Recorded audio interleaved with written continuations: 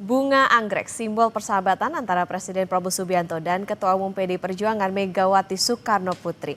Tapi ada makna politik tertentu di balik saling berbalas mengirimkan bunga anggrek. Kita ulas bersama dengan Ketua Departemen Politik dan Perubahan Sosial CSIS Arya Fernandes. Selamat pagi Mas Arya. Selamat pagi, Okta. Apa kabar? Kabar baik Mas Arya. Ini kalau kita lihat menarik nih, lewat anggrek. Sebetulnya seberapa dalam makna persahabatan yang tersemat antara Presiden Prabowo dengan Ibu Mega? Kalau kita ingat kan tidak hanya Presiden ngirimin bunga ke Bu Mega ya waktu itu waktu Bu Mega ulang tahun, tapi juga ternyata dibalas lagi Bu Mega mengirimkan bunga anggrek ke Presiden Prabowo. Oke, baik. Saya kira kedua tokoh ini masih terus membangun komunikasi yang baik ya. Dan karena mereka keduanya juga beliau sudah pernah punya pengalaman politik ya. 2009 kita ingat ketika itu Ibu Mega berpasangan dengan Pak Prabowo untuk maju dalam Pilpres 2009. Lalu kerjasama politik keduanya juga berlanjut pada Pilkada DKI 2012 yang ketika itu mencalonkan pasangan Pak Jokowi dan Pak Ahok ya. Dan kita juga ingat ketika itu ada kerjasama batu tulis ya antara kedua belah pihak. Meskipun pada akhirnya sejarah menunjukkan bahwa di 2014 dan 2019 PDIP mendukung pasangan Pak Jokowi yang ketika itu berkompetisi dengan Pak Prabowo. Tapi dalam jangka pendek saya kira memang kecil kemungkinan PDIP akan bergabung dengan pemerintahan ya. Tapi kerjasama kedua partai masih terus akan dibangun sampai 2029 mendatang ya. Paling tidak karena tiga alasan ya. Alasan yang pertama saya kira adalah hingga kini PDIP belum punya calon kuat di 2029 ya. Pak Ganjar ketika itu di Pilpres 2024 hanya mendapatkan sekitar 16% suara ya, jauh sekali dibandingkan Pak Prabowo yang mendapatkan 58% suara. Dan sebagai petahana tentu peluang Pak Prabowo untuk terpilih kembali cukup besar ya. Sehingga dalam situasi di mana PDIP tidak punya opsi kandidat, tentu pilihan untuk apa namanya membangun kerjasama dengan petahana tentu akan jadi opsi yang paling realistis saat ini. Oke, meskipun Kedua, ya silakan. yang kedua saya kira di internal juga sekarang PDIP masih melakukan konsolidasi ya. Belum ada indikasi yang kuat apakah Ibu Mega akan melakukan regenerasi atau tidak ya. Artinya menyerahkan kepemimpinan partai pada Bu Puan atau Prananda. Dan di internal juga sekarang juga belum ada kesepakatan dan keputusan siapa yang akan menggantikan Bu Mega kalau ada regenerasi. Nah, jadi dengan konteks internal seperti seperti itu dan konteks di eksternal di mana peran pemerintah semakin menguat, semakin besar dan PDIP tidak punya opsi kandidat yang kuat juga. Sehingga saya kira pilihan yang akan dilakukan Bu Mega tentu dengan tetap menjaga hubungan baik dengan Pak Presiden Prabowo. Oke. Meskipun, kayaknya kecil kemungkinan untuk gabung, tapi tentu persahabatan terjalin antar dua tokoh ini. Tapi Mas Arya kalau dilihat di luar itu apakah ada sesuatu pesan-pesan semiotik misalnya yang ingin disampaikan dari PD Perjuangan khususnya Bu Mega kepada Presiden Prabowo termasuk juga soal warna dari apa, bunga anggreknya merah putih dan lain sebagainya? Iya, kalau kita lihat dalam trajektori apa eh, pasang surut hubungan Bu Mega dengan Pak Prabowo, sejauh ini memang indikasi sejauh ini hubungan keduanya saya kira cukup secara apa cukup baik ya dalam kurun waktu yang cukup panjang ya. Tidak ada konflik misalnya yang sangat kuat di antara keduanya. Dan beda misalnya kalau kita lihat bagaimana hubungan Bu Mega dengan Pak SBY yang hingga kini belum rekat lagi ya. Tapi dengan Pak Prabowo, begitu juga misalnya hubungan Bu Mega dengan Pak Jokowi ya, yang juga belum sepenuhnya baik juga. Tapi dengan Pak Prabowo saya kira hubungannya kedua belah pihak saya kira menjaga dan memastikan dan merawat juga hubungannya terus baik ya.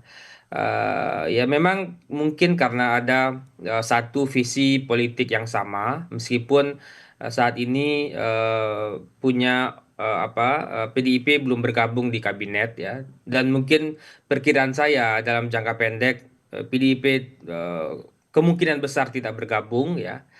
Karena PDIP saya kira akan memprioritaskan menyelesaikan kondisi-kondisi internal setelah 2024 kemarin, di mana PDIP mengalami kekalahan yang cukup besar ya. Tidak hanya di Pilpres, tapi juga drop suara di Pileg ya, dan kekalahan di beberapa daerah strategis di Pilkada, dan juga menyelesaikan bagaimana regenerasi pasca Ibu Mega. Jadi kondisi internal itu juga membuat PDIP sulit untuk bergabung dengan pemerintah, dan di internal pemerintah sendiri sekarang juga opsinya sudah sangat terbatas ya. Komposisi menteri sudah sangat besar sekali, 118 menteri, wakil menteri, dan pejabat setingkat menteri.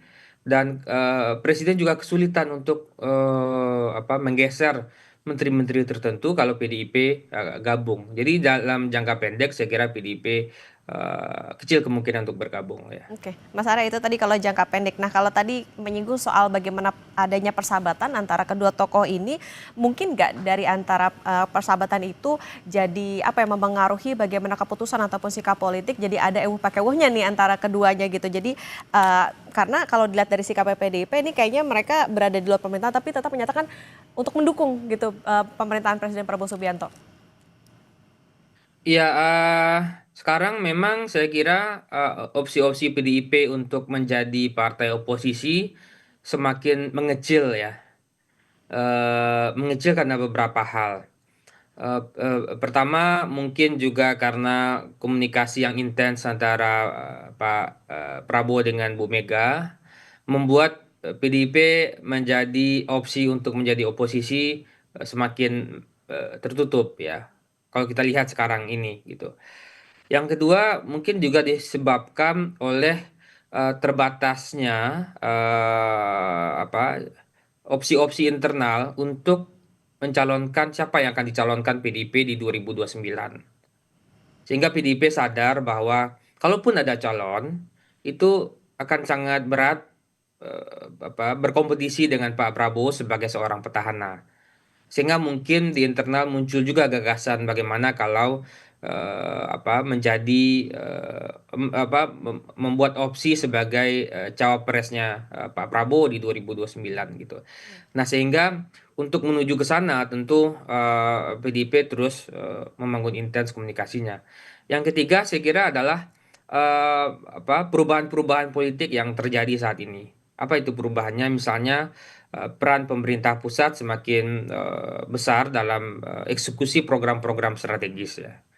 Misalnya MBG, Koperasi, Merah Putih, dan program lainnya. Itu membuat tentu PDIP kehilangan momentum politik ya.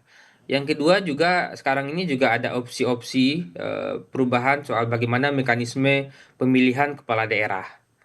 Kalau misalnya nanti pengambil kebijakan memutuskan bahwa kepala daerahnya dipilih melalui DPRD, tentu proses koalisi antara partai di DPRD akan sangat menentukan, dan PDIP tentu berkepentingan juga membangun koalisi di tingkat daerah dengan Partai Gerindra gitu. Jadi situasi-situasi tersebut saya kira membuat PDIP sekarang kehilangan opsi untuk menjadi partai oposisi, dan ini tentu menjadi catatan kita juga bahwa dalam demokrasi yang sehat tentu kita membutuhkan penyeimbang di DPR untuk memberikan alternatif-alternatif kebijakan terhadap kebijakan yang sudah dibuat oleh eksekutif. Dan saat ini kita kehilangan partai yang bersedia mendedikasikan diri sebagai partai penyeimbang di DPR. Oke, menjadi penyeimbang, tapi tentu kalau kita lihat nih kayaknya PDIP lagi apa ya bisa dikatakan nabung elektoral lah ini ya dengan sikap-sikap yang selama ini ditunjukkan. Mas Arya kalau Anda cermati ada nggak sih sebetulnya peristiwa politik tertentu yang menyangkut antara PDI Perjuangan dan juga koalisi pemerintah? eh saya kira untuk saat ini tidak ada yang begitu mencolok ya. Misalnya kalau kita lihat dalam beberapa keputusan terakhir ya, keputusan-keputusan politik yang terakhir. Satu soal transfer ke daerah, transfer pemangkasan dana transfer ke daerah, yang misalnya menjadi catatan banyak kepala daerah karena itu mengurangi sebagian besar dari dana bagi hasil, dana alokasi umum dan seterusnya, eh, apa fiskal daerah yang dipangkas oleh pemerintah pusat. Tidak ada respon yang cukup kuat dari PDIP ya. Meskipun ada beberapa anggota DPR yang menyatakan ketidaksetujuan, tapi secara formal dalam kerangka fraksi PDI Perjuangan juga saya kira tidak begitu mencolok gitu. Hmm. Jadi kalau kita identifikasi lagi beberapa isu, memang posisi PDIP itu hampir sama saja dengan partai-partai politik lainnya di Senayan gitu. Hmm. Jadi dan ini tentu juga apa namanya akan menyulitkan PDIP juga di 2029 mendatang ya, karena saat ini kalau kita mengacu pada survei opini publik itu kan menunjukkan ada tren yang negatif ya, ada tren penurunan suara PDIP dibandingkan secara kuat dibandingkan partai-partai lain gitu. Jadi kalau tidak ada inovasi politik yang dilakukan oleh PDIP, saya kira potensi kehilangan suara di 2029 mendatang akan menjadi nyata bagi PDI Perjuangan gitu. Oke, harus ada inovasi politik sebagai penyeimbang. Artinya begini, Mas Arya, apakah perlu untuk PD Perjuangan mengambil apa ya tegas gitu untuk bisa memposisikan diri, karena kalau dilihat kan sekarang di luar pemerintahan tapi menyatakan juga mendukung pemerintahan Presiden Prabowo Subianto dan Gibran Rakabuming, bukankah? Atau justru yaudah all out aja sebagai penyeimbang, atau justru baiknya masuk ke pemerintahan aja kalau kayak gitu, jadi nggak 50-50 nih. Ya, saya melihat memang ada situasi-situasi internal yang membuat PDIP kesulitan untuk mendefinisikan arah politiknya ke depan ya. Situasi internal itu misalnya terkait apakah PDIP akan melakukan regenerasi atau tidak. Yang kedua, kalau dilakukan regenerasi kepemimpinan pasca Bu Mega, siapa yang akan mengambil alih? Apakah Ibu Puan atau Pak Prananda? Itu juga belum selesai di Perjuangan. Yang ketiga adalah siapa yang akan bagaimana posisi PDIP terkait 2029? Apakah akan maju atau menjadi cawapresnya Pak Prabowo? Maju pun juga saat ini belum ada kandidat yang kuat yang bisa berkompetisi dengan Pak Prabowo. Kalaupun menjadi cawapres tentu akan apa namanya akan partai-partai lain di koalisi kabinet Pak Prabowo juga punya intensi untuk yang sama menjadi cawapresnya Pak Prabowo. Nah, situasi-situasi internal itu dan juga misalnya yang keempat adalah bagaimana strategi partai untuk menghadapi pemilu legislatif di tengah potensi drop suara saat ini dan juga pilkada-pilkada lainnya. Nah, situasi-situasi internal itu membuat PDIP kesulitan untuk mendefinisikan, menentukan arah politiknya kemana. Apakah memperbaiki kondisi internal dulu atau memutuskan menjadi partai oposisi atau memutuskan mendukung full pemerintahan. Nah, belum lagi situasi eksternal. Situasi eksternal seperti yang saya katakan tadi bahwa posisi Gerindra semakin menguat gitu karena program-program pemerintahan yang secara masif dilakukan tentu juga akan mempengaruhi perilaku orang dalam memilih. Nah, kondisi-kondisi seperti itu membuat PDIP saya kira berada dalam posisi yang sulit ya untuk memutuskan skenario-skenario politik jangka pendek, jangka menengah atau jangka panjang gitu. Oke, berarti PR-nya secara internal nih ya, bagaimana strategi inovasi politik, kemudian juga posisi dan sikap partai politik, tentu harapannya juga bisa punya daya tawar nih partainya di tengah situasi berada di luar pemerintahan. Kita tunggu nanti gebrakan apa setelah saling berkirim anggrek antara dua tokoh Megawati Soekarno Putri dan Presiden Prabowo. Terima kasih Ketua Departemen Politik dan Perubahan Sosial CSIS Arya Fernandes sudah bersama di Sapa Indonesia Pagi. Sehat selalu Mas Arya. Terima kasih, Okta.